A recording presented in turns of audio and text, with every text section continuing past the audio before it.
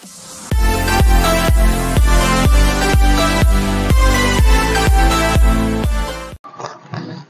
Everyone, welcome to all.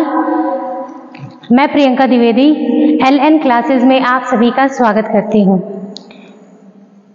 मैंने LN classes के माध्यम से आजमगढ़ में स्थित सुहेलदेव यूनिवर्सिटी से संबद्ध महाविद्यालयों में पढ़ने वाली जो छात्राएं हैं, जो अपने ग्रेजुएशन में होम साइंस सब्जेक्ट लेकर के पढ़ रही हैं, उनके लिए मेरा यह छोटा सा प्रयास है कि वह अपने सिलेबस को समय रहते परीक्षा से पहले और अपनी मर्जी के अनुसार वीडियोस के माध्यम से अपने पाठ्यक्रम को पूरी तरीके से तैयार कर सकें। इसीलिए मैंने यह छोटा सा प्रयास किया है ताकि आपको इसका फायदा मिल सके। देखिए, क्या है कि आज के समय में ग्रेजुएशन में पढ़ रही छात्राएं गृह विज्ञान सब्जेक्ट ले लेती हैं। उन्हें लगता है कि गृह विज्ञान ऐसा विषय है जिसमें हमें ज़्यादा मेहनत करने की ज़रूरत नहीं पड़ेगी, हमें ज़्यादा एफर्ट नहीं लगाना होगा, बाकी सब्जेक्ट पे हम मेहनत करेंगे और होम साइंस को थोड़ा कम भी पढ़ेंगे तो इसको जल्दी जल्दी तैयार कर लेंगे। लेकिन अब पहले जैसा सिस्टम नहीं है, या फिर पहले भी ऐसा नहीं था, लेकिन अब आज के समय में तो कंपटीशन का जो टाइम फेज आया हुआ है, अगर आपके पास नॉलेज नहीं है तो आपका पढ़ना किसी काम का नहीं होता। आगे जाकर के आपको किसी अच्छे रिजल्ट को पाने के लिए एक्स्ट्रा एफर्ट, एक्स्ट्रा श्रम, एक्स्ट्रा मनी, एक्स्ट्रा टाइम सब कुछ लगाना पड़ता है। तब कहीं जाकर के आप किसी नए पेपर के लिए, किसी नए एग्जाम के लिए तैयारी करते हैं, उसमें अपना समय, श्रम सब कुछ लगाते हैं, फिर आपको बहुत ज़्यादा मेहनत के बाद एक अच्छा परिणाम प्राप्त होता है। लेकिन बच्चे ये नहीं समझ पाते हैं कि जो यह समय, यह श्रम, यह पैसा हम जो कुछ भी अब लगा रहे हैं, हमने यह पहले भी लगा रखा है। हमने ग्रेजुएशन किया, पोस्ट ग्रेजुएशन किया, उस समय में भी हमने वही पैसा, वही समय, वही श्रम खर्च किया और हमने उसको ठीक ढंग से न पढ़ने के कारण एक बार फिर से पढ़ने की जरूरत महसूस की। तो आपके लिए बेहतर यह है कि अगर आपने ग्रेजुएशन में होम साइंस या कोई भी सब्जेक्ट आप लेकर के आप ग्रेजुएट होने जा रहे हो, तो आप अपने पहले दिन से ही वो एफर्ट, वो मेहनत, वो प्रयास करना प्रारंभ कर दीजिए, जिससे आपको आगे जाकर के एक्स्ट्रा मेहनत करने की जरूरत ना पड़े। समय रहते कम समय में जैसे जैसे आपका ग्रेजुएशन कंप्लीट होता है, पोस्ट ग्रेजुएशन कंप्लीट होता है, साथ ही साथ आपकी तैयारी भी कंप्लीट होगी और केवल थोड़े से और प्रयास के लगा देने से आपको एक अच्छा रिजल्ट, एक अच्छा आपका गोल जो है नेट करना, JRF करना, आपका जितने भी कॉम्पिटिटिव एग्जाम्स में आपको बैठना है, उसमें भी आपको अच्छे रिजल्ट तभी मिल सकेंगे जब आप अपने इस समय का सदुपयोग बेहतर तरीके से करेंगे। अगर आपको लगता है कि अभी तो BA कर रहे हैं, अभी नहीं पढ़ने की जरूरत है, बाद में पढ़ लेंगे, तो आप भूल कर रहे हैं, आप अपना ही नुकसान कर रहे हैं। अगर आप अभी भी इसी भ्रम में जी रहे हैं कि ग्रेजुएशन के बाद तैयारी शुरू होती है, ग्रेजुएशन के बाद हम नई फील्ड में उतरते हैं, तो आप इस भ्रम से बाहर निकलिए, जागिए और मेहनत करना आज से ही शुरू कर दीजिए। मैं प्रियंका द्विवेदी आप सभी का LN क्लासेस में बहुत बहुत स्वागत करती हूँ। मैंने आज यहाँ पर आपको अपने प्लेटफॉर्म के माध्यम से यह बताने का निश्चय किया है कि BA के होम साइंस के पाठ्यक्रम में फर्स्ट सेमेस्टर में कौन सी बुक पढ़नी है और उस बुक का क्या पाठ्यक्रम है। उस पाठ्यक्रम में आपको किन किन बिंदुओं पर मेहनत करनी है, क्या आपको जानना है, जिससे कि आपका सिलेबस कंप्लीट हो सके। इसमें कुल मिलाकर के 10 यूनिट्स हैं।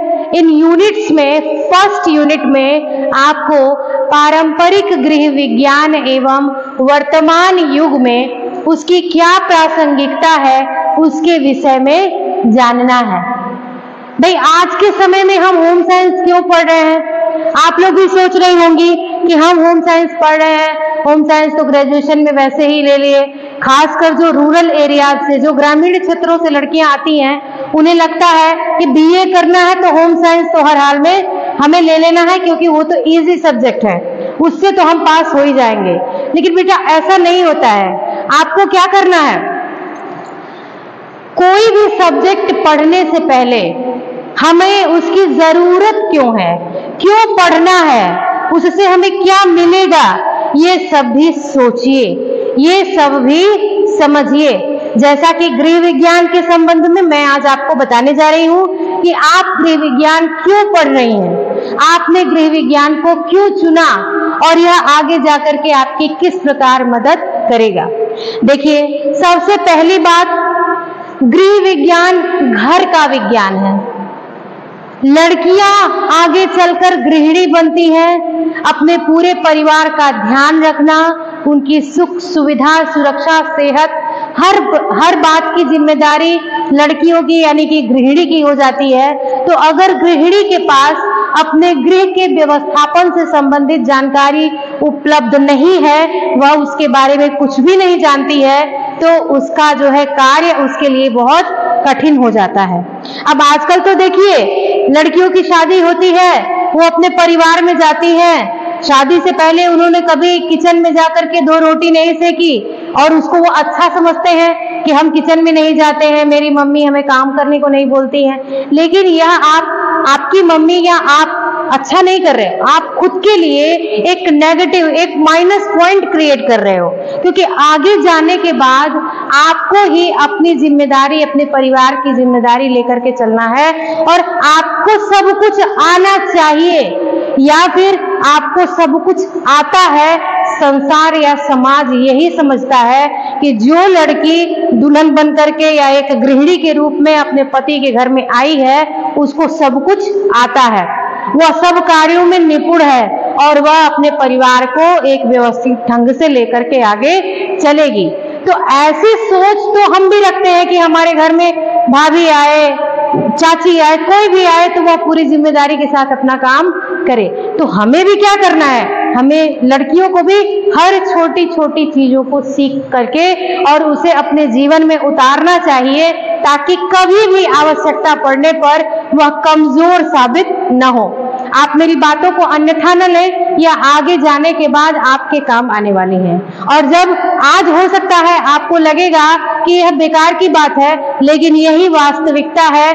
संसार में जीवन जीने के लिए जो दैनिक दिनचर्या की सभी आवश्यकताएं हैं, उनकी पूर्ति और उनकी बेहतर आपूर्ति की जो जिम्मेदारी है, वह गृहिणी के ऊपर होती है। और जब वह आपको मिलेगी और आप वह न कर सकेंगी, तो आपको पछतावा होगा।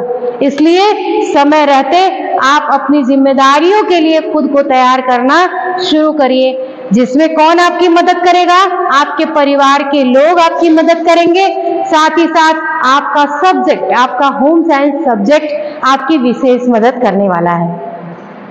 गृह विज्ञान हमें ये सिखाता है कि हमें एक घर को किस प्रकार व्यवस्थित करना है, परिवार के लोगों का ध्यान किस प्रकार रखना है, परिवार के लोगों के साथ किस प्रकार का तालमेल बनाना है, कैसे बजट बनानी है, कैसे बचत करना है, बहुत कुछ। रोगी की कैसे हमें सुरक्षा करनी है, कैसे देखभाल करनी है, माँ बनने के बाद एक मातृत्व की भावना क्या है, एक माता जो है वो अपने बच्चे के साथ किस प्रकार से समायोजन करती है, लालन पालन करती है, उसका ध्यान रखती है, यह सब कुछ आपको आपके सब्जेक्ट के माध्यम से मिलने वाला है।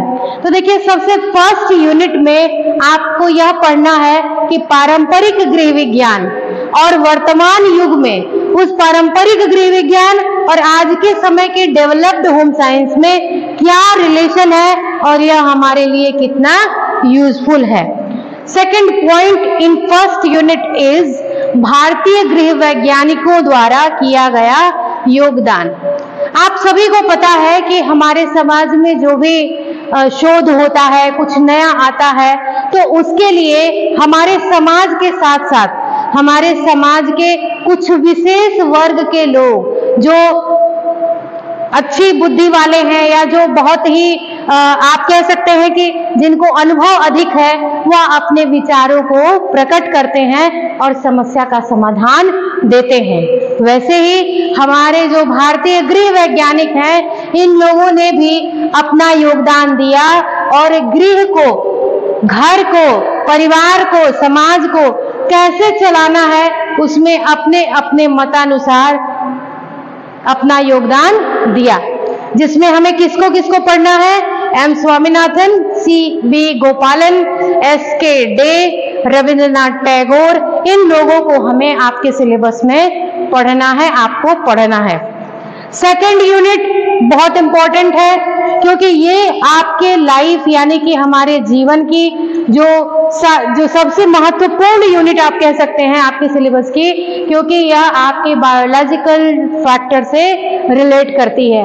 यह बताती है कि हमारे शरीर का, हमारा प्रारंभ कहाँ से हो गया, हम आखिर जिस रूप में दिखाई दे रहे हैं वह कहाँ से थे, कैसे थे और अब कैसे हैं। कोशिका से स्टार्ट होकर के, और यह हमारे शरीर में जितने भी तंत्र काम करते हैं उसमें से 3 तंत्रों के विषय में आपको जानकारी लेनी है आपके सिलेबस में। पहला आपका श्वसन तंत्र, पाचन तंत्र और आपका परिसंचरण यानी कि आपका जो सर्कुलेटरी सिस्टम है, जो ब्लड सिस्टम है, इसके बारे में भी आपको जानकारी लेनी है। ऐसा इसलिए क्यों लेनी है? इसलिए लेनी है कि यह सुचारू रूप से चलती रहे, यह व्यवस्था सही ढंग से चले। इसके लिए हमें क्या करना है, कैसे करना है, यह हम जान सकें, इसीलिए आपके सिलेबस में यह आवश्यक है।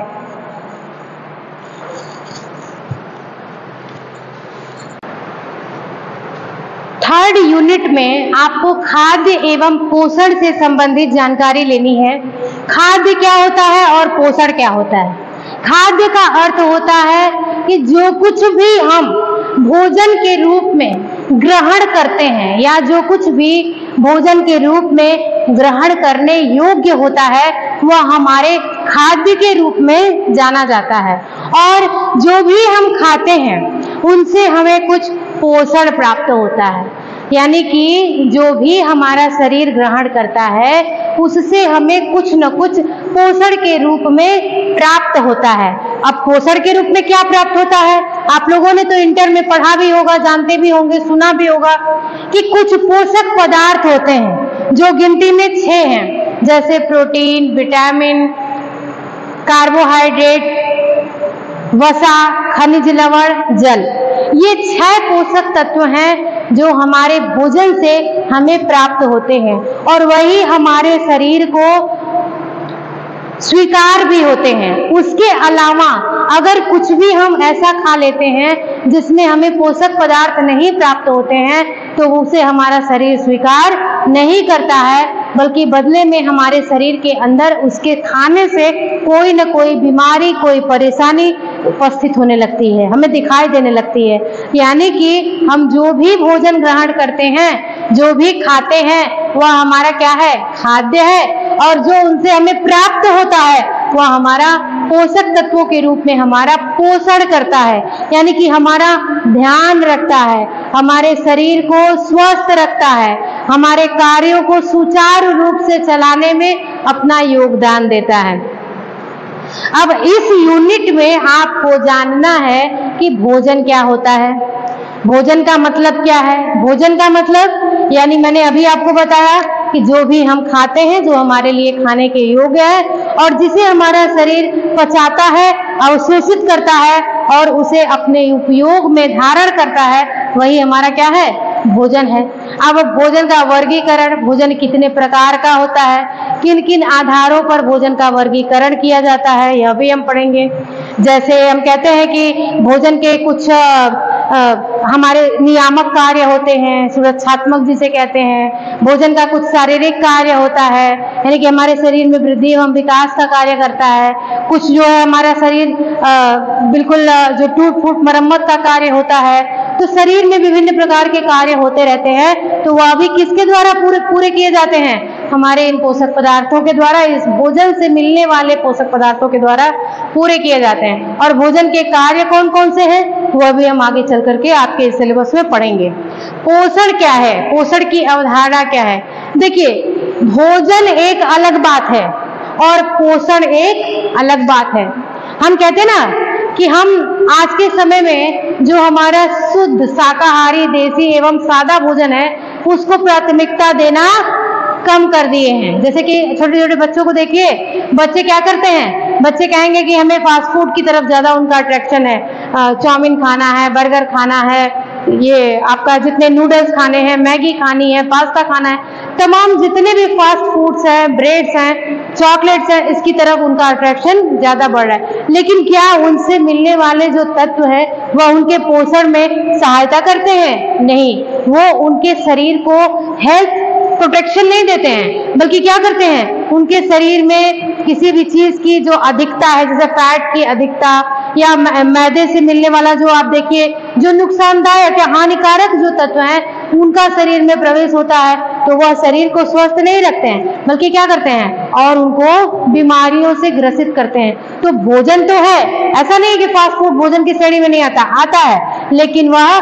पोषण की श्रेणी में नहीं आता है, क्योंकि वह हमारे शरीर को पोषण प्रदान नहीं करता है, वह कुपोषण की श्रेणी में आता है, वह हमारे शरीर को खराब पोषण प्रदान करता है। ठीक है, अब देखिए, अब यहाँ पर पोषण की अवधारणा के बारे में आगे चल करके हम बहुत विस्तृत अध्ययन करेंगे। अब पोषक तत्व कौन कौन से होते हैं भाई, मैंने अभी आपको थोड़ी देर पहले बताया कि पोषक तत्व कुल 6 होते हैं, जिनको हम लोगों ने यहाँ पर देखिए छोटे से रूप में दिया है कि उसमें से कुछ स्थूल होते हैं और कुछ सूक्ष्म होते हैं। सही है, जो 6 पोषक तत्व पाए जाते हैं उनको 2 कैटेगरी में बांटा जाता है, एक स्थूल होता है और एक सूक्ष्म होता है। स्थूल का मतलब जिसकी अधिक मात्रा की आवश्यकता हमारे शरीर को होती है, जैसे कार्बोहाइड्रेट, प्रोटीन और फैट। और कुछ सूक्ष्म मात्रिक होते हैं जिनकी आवश्यकता हमें थोड़ी होती है, उनकी सूक्ष्म मात्रा ही हमारे शरीर के लिए क्या हो जाती है, वो हमारे शरीर के लिए पर्याप्त मानी जाती है। जैसे विटामिन, मिनरल्स, ये सभी क्या है, ये हमारे शरीर के सूक्ष्म मात्रिक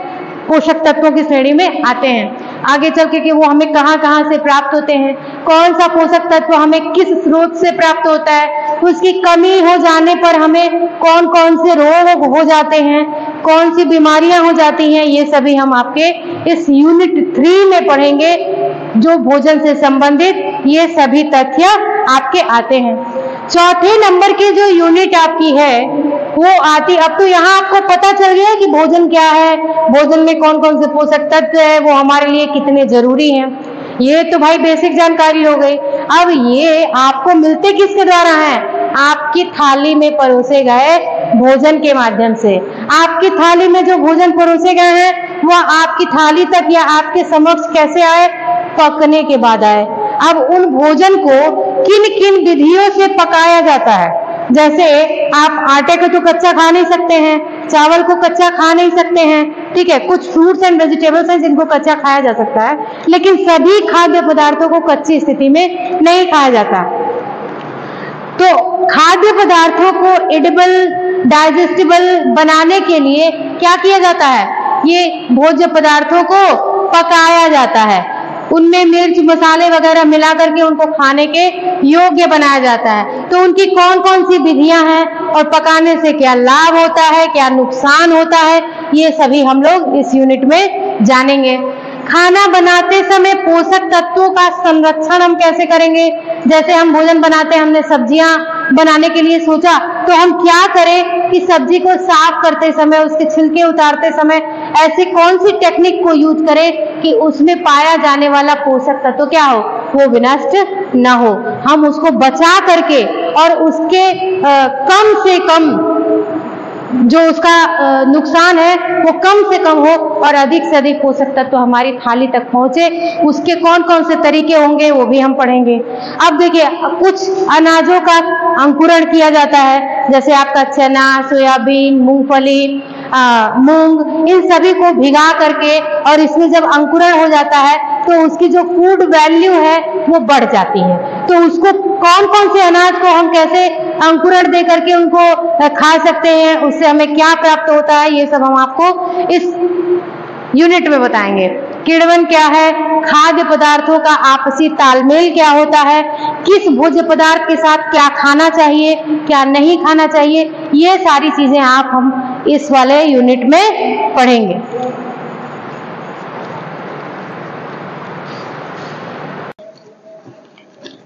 पांचवें यूनिट में हमें मानव विकास के बारे में पढ़ना है कि मानव का विकास कहाँ से हुआ, कैसे हुआ, और एक छोटा सा बच्चा एक विकसित प्रौढ़ के रूप में, विकसित युवा के रूप में किस तरीके से बनता है, हमें उसके बारे में भी पढ़ना है। इस यूनिट में हम देखेंगे कहाँ से, बच्चे के जन्म से पूर्व की जो अवस्थाएं होती हैं कि वह बच्चा जो है माँ के गर्भ में आने के बाद प्रसव से पूर्व कैसे विकसित होता है यह भी जानेंगे, और प्रसव के उपरांत बच्चा छोटे से लेकर के बड़े के रूप में कैसे विकसित होता है, किन किन अवस्थाओं से होकर के गुजरता है, अवस्थानुरूप उसके अंदर किस किस प्रकार के परिवर्तन होते हैं, ये सभी हम इस यूनिट में पढ़ेंगे।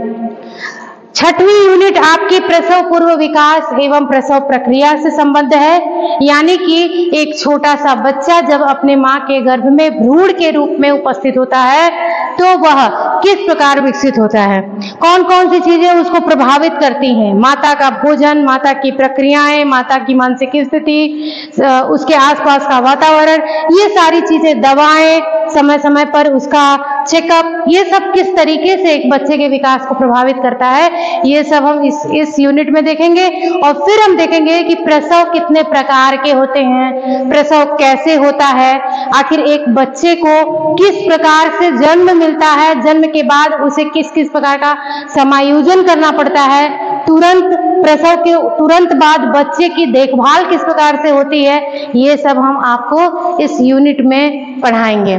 सातवीं यूनिट जो आपकी है शैशवावस्था, यानी कि एक नवजात जो तुरंत का जन्म लिया हुआ बच्चा है, जब उसका जन्म होने के बाद जो अवस्था शुरू होती है उसे हम शैशवावस्था के नाम से जानते हैं। वैसे तो आप सभी जानते ही होंगे कि जीवन में शैशवावस्था, बाल्यावस्था, किशोरावस्था, युवावस्था, प्रौढ़ावस्था, वृद्धावस्था, ये सारी अवस्थाएं प्रत्येक व्यक्ति के जीवन में आती ही आती हैं, लेकिन यह जो अवस्था है आपकी शैशवावस्था, यह कुछ अधिक महत्वपूर्ण इसलिए भी मानी जाती है क्योंकि यही एक अच्छे और विकसित स्वस्थ जीवन की नींव होती है। यहीं पर बच्चे का सामाजिकरण होता है, बच्चे का एक समुचित पोषण होता है, उसके विकास का प्रारंभ होता है, इसलिए यह काल बहुत ही महत्वपूर्ण हो जाता है। अगली यूनिट है आपकी प्रारंभिक बाल्यावस्था, जिसे हम गैंग एज के नाम से भी जानते हैं, जिसमें बच्चा अपने परिवार से निकल करके अपने आसपास, पास पड़ोस, विद्यालय और अपनी मित्र मंडली इत्यादि में जा करके सामाजिकरण के नए नए जो तौर तरीके हैं उनको सीखना प्रारंभ करता है। तो ये जो पूरी यूनिट्स मैंने 8 आपको बताई, ये आपके सिलेबस में BA फर्स्ट ईयर के फर्स्ट सेमेस्टर का सिलेबस है जो आपको तैयार करना है। साथ ही आपकी कुछ फाइल्स होंगी, प्रैक्टिकल्स होंगे, तो उन 2 यूनिट्स को जोड़कर और ये 8 मिलाकर आपके कुल 10 खंड बन जाते हैं। एक जैसे 8 आपने लिखा, एक आपका फाइल सेगमेंट है और दूसरा आपका जो भोजन बनाने की विधियां, प्रक्रिया वगैरह है, तो वो सब आपके प्रैक्टिकल जो कुकिंग प्रैक्टिकल्स है उन सभी को लेकर के कुल 10 यूनिट्स बन जाती हैं जो कि आपको BA फर्स्ट सेमेस्टर में करनी है। देखिए, अपने सिलेबस को पूरे मन से पढ़िए, बेहतर तरीके से तैयार करिए। आप एक दिन में आपको जो भी क्लासेस अवेलेबल होती हैं 1-2 आप उसको देखते रहिए, देख करके अपनी तैयारी कीजिए और समय रहते अपने पाठ्यक्रम को पूरा करके परीक्षा में अपना बेहतर प्रदर्शन कीजिए, अच्छे नंबर लेकर आइए और अपनी जानकारी को बढ़ाइए। केवल फॉर्मेलिटी के लिए मत पढ़िए बल्कि जानकारी के लिए पढ़िए, क्योंकि आगे आपको जानकारी ही काम आने वाली है, फॉर्मेलिटी काम आने वाली नहीं है। अभी फॉर्मेलिटी कीजिएगा, बाद में पछताना पड़ेगा। इसलिए अच्छा है कि अभी तो शुरू किया है, आज ही से जाग जाएं और अपने रास्ते पर, अपने पथ पर पूरे मन से लग जाइए और अपने जीवन में अपनी जो आपकी सोच है, जो आपके गोल्स हैं, जो आपके लक्ष्य हैं, उनको पूरा करने की तरफ तत्परता से बढ़िए। एक बार फिर मैं प्रियंका द्विवेदी आप लोगों का एलएन क्लासेस की तरफ से बहुत बहुत धन्यवाद दूंगी और कहूंगी कि अगर ये चैनल, अगर ये वीडियोस आपको पसंद आती हैं और आपको लगता है कि हाँ ये हमारे काम की हैं, तो प्लीज इस चैनल को सब्सक्राइब कीजिए, वीडियो को लाइक कीजिए और अपने फ्रेंड्स के साथ शेयर कीजिए। Thank you very much.